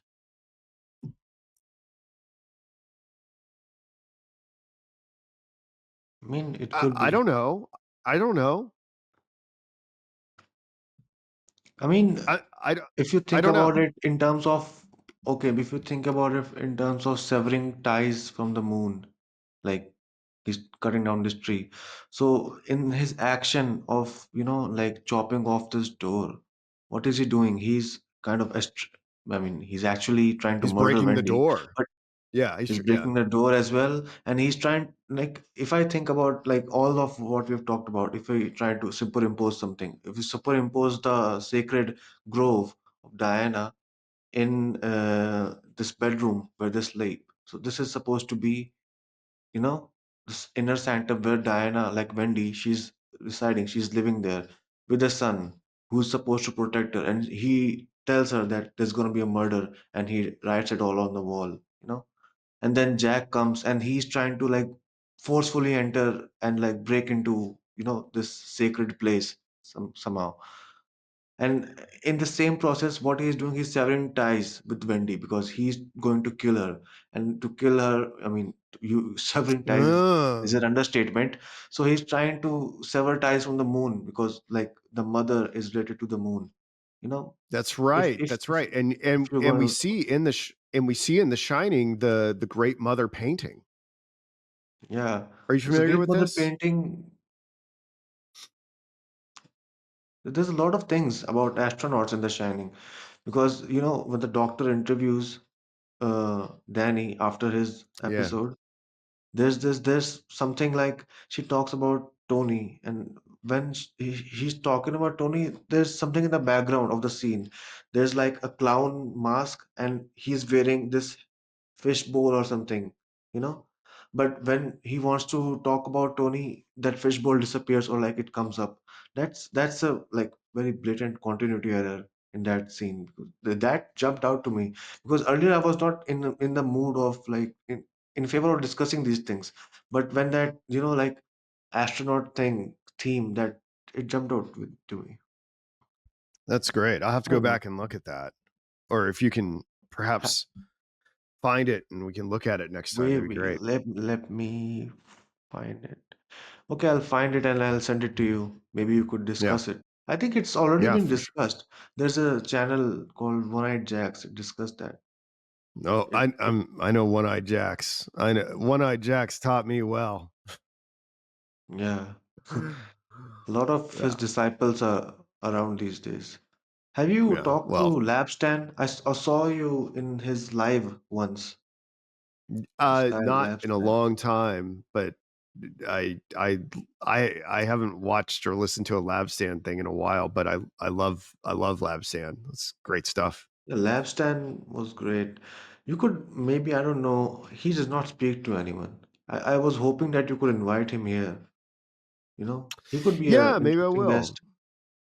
Yeah, maybe I will. Maybe I will. I think I feel like for some reason he was focusing on music at some point. I don't know, but because I think he was a Yeah. musician. I think these things are his, like his bread and butter, all these Yeah. things. Oh no, they're great. That's great. I haven't paid attention. I don't think I've. It's been about probably a year and a half since I've watched that channel, but I know it's great stuff. Okay, what's next? Oh, slide 263. Look at this. I was afraid I wouldn't have enough content today. Okay, so I thought this was super interesting. I forgot. I went back and I revisited the story of Jack and the Beanstalk, and Jack trades the family cow for the magic beans, and the cow's name is Milky White. And I was like, wait a second, like that's very interesting to me, for a lot of different reasons, because cattle are have lunar imagery associated with them, right? Like this is Selene with her chariot being drawn by cattle, but then also um, the cow's name being Milky White, that made me think of the Milky Way, and then I was like, wait, why do we even call our galaxy the Milky Way? Like that's just something I was taught at like 5 years old, and you just go, okay, we live in the Milky Way. Maybe it's named after a candy bar or something. I don't know what I thought when I was a little kid. Do you guys know why we call our galaxy the Milky Way? Do you have any idea? I think it's related to the cows itself. I It think it I read about it like it's a cow milk was spilled there, something like that. yes, it's close to that. If we can go to slide 264, um, the Milky Way got its name from Greek mythology, where according to Ovid's according to Ovid, it formed when Hera, nursing the infant Hercules, was startled and spilled her divine breast milk across the sky, creating the Milky Circle, a starry band visible to the naked eye, which we now know as our 100,000 light year barred spiral galaxy containing Earth's moon and solar system. The milk imagery ties to Jack and the Beanstalk's cow, Milky White, traded for magic beans that grow beanstalk. To the moon, a celestial realm echoing the giant sky kingdom. So the point I'm trying to make here is that there are maternal, motherly aspects associated with outer space from a Greek mythological perspective. The galaxy itself is related to the queen of the gods. And the moon itself, which we've been talking about as the great mother, is contained therein. So this gets into our whole like possible analytical psychology interpretation of it. Like going to space, going to the moon is see, all of it is an encounter with possibly the great mother. I mean, it's actually true, even in their scientific explanations. That's what they think where we've come from, from outer space, from after a star burst and exploded. That's what we, Yeah. and that's a, Yeah. that's a good interpretation. I like that. It just I mean, it the thing cattle. is the thing about it just keeps kind of showing itself, doesn't it? Like it keeps. I never thought in a million years about outer space being associated with the Queen of the Gods and her breast milk and stuff like that. And like, here we are. Here we are. Yes, I mean, even in the during like the olden times, people kind of thought about people as stars themselves. When people died, they kind of deposited themselves on the sky as stars. That's what Yeah. they thought back then. So I Well, think, yeah. there's a spirit realm where, because the birth comes from the mother, women are the one that bringing children into this world. So there's thing like a star is born. The mother Mm-hmm. is that the womb is a protective space, and then the sky. Those things are like associated with the with women. All these are the portals. This is another world. This is another world. There's Oh my God, it's full of stars. what do you mean? You don't know what I'm talking about? No. We'll get into that. It's major Mandela effect. It was the reality I'm from is the opening to the Jupiter mission scene in 2001, but it's no longer there. It's in 2010, the year we made contact. Jordan, what do you think? Let's keep going. Yeah, that's what you're like. I'm done. We're not going to finish. That's okay. No, we're gonna finish. We're gonna finish. We got 3 slides left. We're gonna finish. Oh, okay. Okay, watch this. Unless you want to say something about the Milky Way. No, I was starting to pull the 2001 scene, but Oh no, we've covered that in other stuff at some point. Yeah. And it'll come up again. All right. Okay. Let's go to slide 265. This is the whole Apollo and Mouse thing. So not a lot of people know about this, but thinking about the whole Jack and the Beanstalk thing and the mice, the fee fi fum fum fooey mice on Apollo 17, it's actually quite fitting that there were mice involved in the Apollo missions, because Apollo is a god of many different things, like prophecy and music and light and all these other things, but like some things that people may not really care for. He's a god of mice. And that's not only, I think, reflected in these mice that were part of Apollo 17, but we've talked about this before, these subliminal mouse faces on these splashdown vehicles, right? This is the command module. I believe this might even be the command module from Apollo 17. It looks like Mickey Mouse, and you can say, oh, this is, what is it, pareidolia, where you're seeing faces in clouds or whatever. No, I don't know. It's pretty obvious to me that this is a mouse, and let's just say the collective unconscious. Yeah, let's just say the collective unconscious like delivered it. And here's a professor who is like, yeah, people don't know this, but I guess it says that Apollo had the god of mice, which is Smintheus, and it's given to him in the Iliad. And what's so interesting about this ties into something else that Apollo is god of that people don't want to talk about. But Apollo is god of pestilence and plague, and this is connected to the mice because mice are vectors of disease.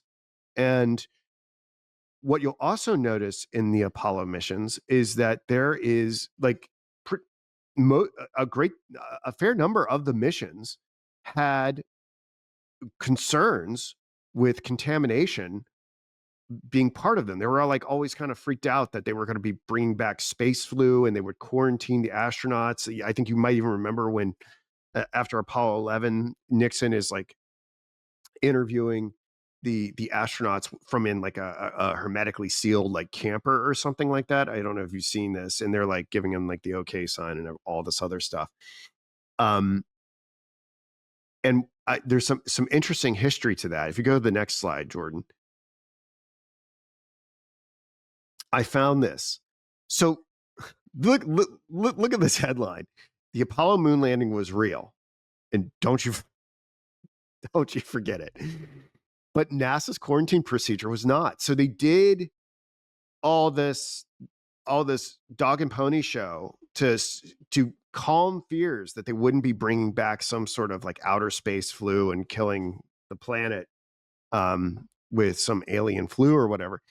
And what I did not know is that this was largely hysteria that was drummed up by Michael Crichton's book, The Andromeda Strain, which came out in 1969. And when it did come out, people were like, "Oh no, we have to take this into consideration." But this staff writer points out in this article that really it was all for show. They weren't really taking the precautions that needed to be done to prevent the contamination. It was really either it was like poorly executed or it wasn't well thought through or it was just to allay the fears that were put out by this book. I just thought that was so interesting that essentially they were kind of pretending to not contaminate the earth with an outer space flu. But the landing, now that was real.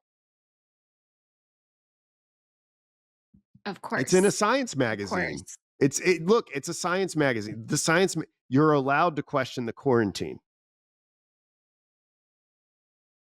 Well, that makes me think of something else.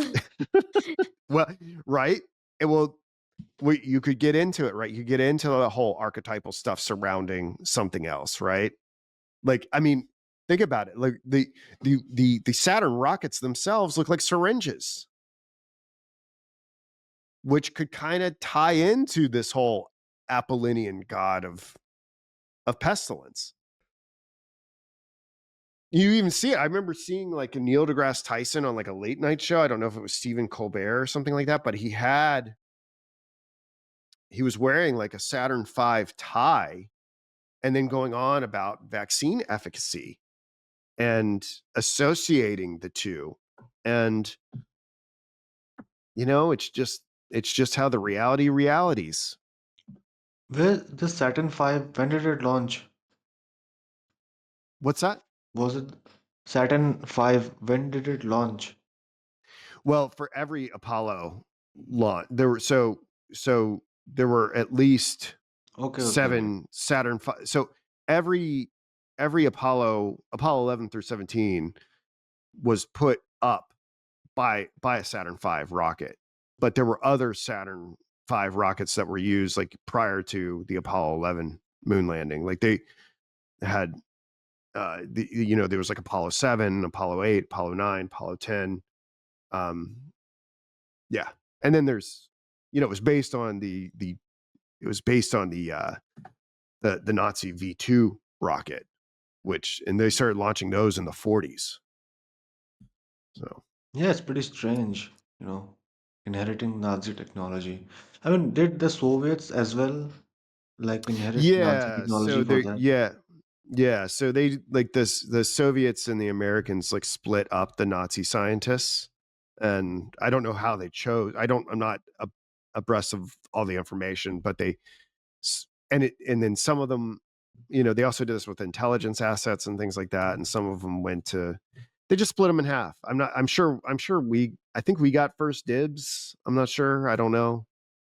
Like we got to keep Werner von Braun. I don't know if there was like a draft. There's like some like I don't know how they did it. Well, you get Uh, we get the first round pick for you, and you get 2 second-round picks. I'm not exactly sure how it worked. I It's probably think an this interesting this story. this guy called Alan Dulles, he started negotiating with the Nazis like very early on. Like Oh, even I know. before the Yeah. war was over, he was on the phone, he was calling people, he was setting up like there was something Operation Sunrise something. He like rescued a lot of Nazi scientists and officers very quickly.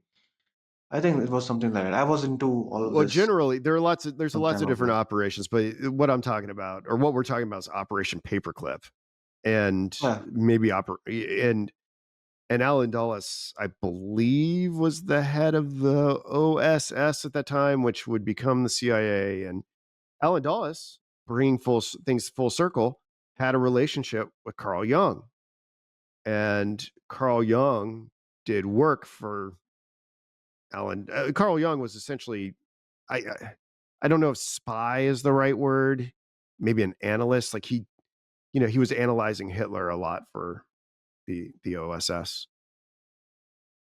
And some And Nick could have somewhat been used local as a good spy. connections. yeah, yeah, yeah. We know Alan Dulles. So, That's good. You should, yeah. you know the movie One Die more thing. Hard? You know the movie Die Hard? It's shot in Dulles Yeah, yeah, Airport, which is named after Alan yeah. Dulles. That's a I think he got some other things also in 63. Like, are you aware of that? People talk about it. I know what happened in 1963. I don't know if I want to go into it here. Yeah, yeah. One Uh, more thing. uh, We talked about like this being a show, this quarantine procedure being a show. I watched this movie called Fat Man and Little Boy from oh, really, 1989. Yeah, about Hiroshima and Nagasaki. it's about the Trinity test basically. But Yeah. the film keeps on talking about this whole thing being a show. There's explicitly mentioned, like Paul Newman, he plays Leslie Groves. He talks about like you've spent so much money, you spent so many resources, and we don't you you have got people, you got birds on the seats, but you're not gonna open the show. How's it going? He keeps on try to associate this whole Trinity test with a theater performance, something like that. Because so that's what jumped out to me after reading this, that this Well, whole they procedure was for show and make believe. they always talk about the theater of war.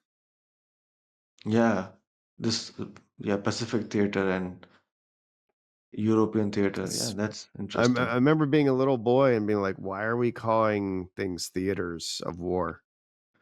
I mean, in And like, Clockwork Orange as well, there's initial fight. It takes place in a theater. And then there's this Kubrick. He is with a tinfoil hat, his own face. Have you seen? Do you know what I'm talking about? I don't know In what the you're talking Clockwork about. Orange. Okay, in the Clockwork Orange, there's the fight breaks out where this ballerina, like, there's an assault going on, and then Droogs come in to save them. He said in the first scene, ho ho ho, he kicks the bottle, and then it feels like the surface of the moon. You don't know You have what to I'm send talking it about. to me. In the I don't know Clockwork why I'm not. Orange. Well, I've seen Clockwork Orange like 10 times in my life. I don't know why I'm not remembering the scene. Not that I'm not saying you're wrong. I'm just drawing a blank. It makes me think I've got dementia. But Yeah, well, send it to it me. just I'll look at shows. it.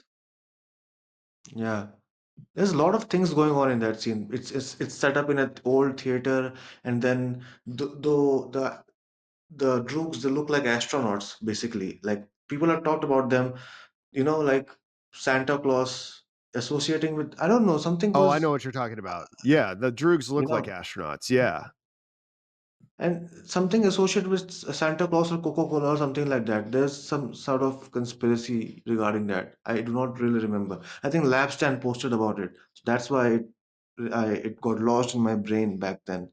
And then, there's on the stage, there's all these people, there's effigies of Hitler, there's effigies of lot of Jewish people, and there's an effigy of Kubrick himself, and he's wearing a tinfoil hat. And then they're fighting Really? in Why front am I not? of the stage. I feel like I would know that. I don't. You'll just send it to me. We'll see if we can I will find it. look for because you're so unsure. I'm getting unsure myself. I might Yeah, be I'm like be maybe remembering that's a it wrong. Mandela effect. Yeah. Well, you didn't know. Yeah. Oh my God, it's full of stars. You didn't know what I feel like both of us are spacing out on something right now, and I mean that in a beautiful way.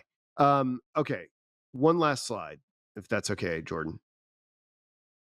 Okay, so I had to assure myself. I was like, man, am I like doing this all wrong? Like applying like Jungian archetypal theory to world events? Because like I've been listening to a lot of Jung this summer. I just finished the collections on dreams. I'm going through the Red Book again, and the Psychology of the Unconscious. Like anything that's available in audio, I'm listening while I'm working. And he's not really applying it to world events so much. I mentioned he has his essay on Votan, and we've looked at that about in connection to Trump. But like as much as he wrote about archetypal theory, why was he not applying it to world events? And I did find some other places where he talks about archetypal theory and world events. he talks about the hero archetype and other Renaissance explorers uh, in Aeon. He talks about the First World War and the Shadow in two essays. He talks about Isaac Newton as the wise old man in Psychology and Alchemy. And he talks about the French Revolution and the Great Mother in Symbols of Transformation. So I think, this is just like a workshop. There's a lot that I don't know, but I think as my like research project and stuff like that comes together, I've got to go through and understand his methodology for diagnosing the emergence of archetypes within these world events to see if I'm kind of doing this right when I talk about it in the Apollo missions. So, and we've already talked about the philosophers and Plato and Schopenhauer and the relationship to Jung, but so I think we should end it today. But I just wanted to say here's a little bit more of the breadcrumb trail to figure out how we can apply archetypal theory to history. Yeah, why isn't Yeah, anyone else who else is doing this? Someone surely must be doing this. Not on Apollo, maybe something else. Maybe like Yeah. World War II, or maybe someone has done it with the uh, with the um, with the atomic weapons program, but certainly not the Apollo missions. And I I mean, think you could do people it with COVID. You could do it with as I've seen, you could do it with Trump. you can do it with anything. I think people are afraid to analyze things in this manner because there's like a weird story that if you can see these archetypal themes, somehow that diminishes what's going on. But to me, it just makes it crazier, makes it more interesting. Yeah, yeah, But it also, it makes you rethink your entire lived experience if you haven't ever encountered symbolic reality before. yeah. All yeah. right. Ostic, why don't you have the last word here? Because we're over 2 hours and I got to go make dinner. Earlier, before encountering like deeper studies in Young, I used to think of him as like he's not big on history. He kind of he does not he's not big on details. He's good with sweeping generalizations. But now I realize that Young, he's actually kind of talking about a simulacra of like there's this memory that people instinctively run to, like it's a shorthand, in some way, like this simulation above us, it's a shorthand. And this is where archetypes emerge, like Columbus, he is linking him with the hero. Because a knee-jerk reaction of people after hearing the word Columbus, he's associated with hero in their minds. And then whenever they're associated with something, they try to channel that spirit, they try to channel that ideal within themselves, or in their imagination, they try to think of him in that way. So I really appreciate that. I'm trying to say what I feel, how I've changed, how I've come around to it. Because I was a very rationalist, like very if I can't see it, it does not exist kind of guy. But now I'm like opening up to a kind of like shared reality that it's COVID opened me up to it. Yeah, living the dream, man. Living the dream. All right. Thanks, guys. I appreciate you so much. Yeah, this was super fun. Thank you so much for all the work you put into it. And thank you, Ostic, for bringing your Thanks, takes. All right. thanks, Luke. Thanks, We'll have Jordan. Heidi on. Yeah, we'll have Heidi on next week, Mhm. hopefully. It'll be fun. All right. All right. Take it easy, guys.